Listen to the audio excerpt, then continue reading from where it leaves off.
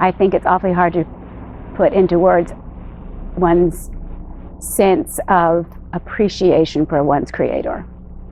And St. Paul's helps me understand that just a little bit on Sundays, weekdays, all the time. I wouldn't say I'm all over the map, but my main involvement is as a musician, and I have many outlets as a musician, and I could not be more grateful for the musical mentors I've had in this church. Jeanette being a huge one for many, many years now, our wonderful Andrew.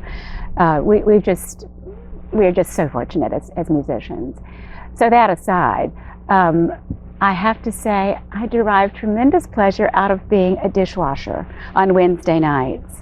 It's just, a little bit of that part of life that I would never otherwise know. I really like it.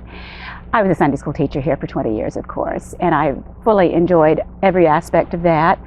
And I keep coming back to our thoughts and motivation in the early days of raising money for the organ, because I've been involved in that from the very beginning. I was probably the longest lasting person in that endeavor.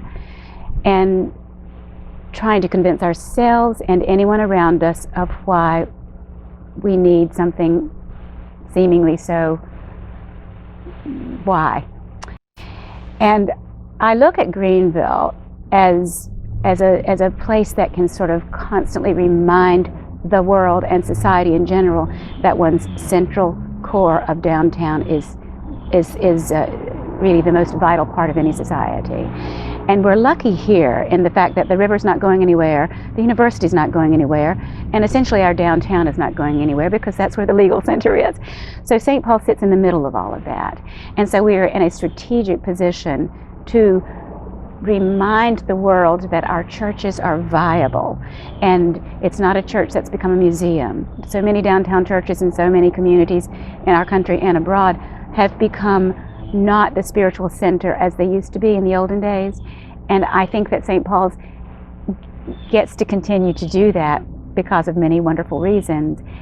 And it's probably as valuable to the community at large as it is to St. Paul's itself. So that's the reason.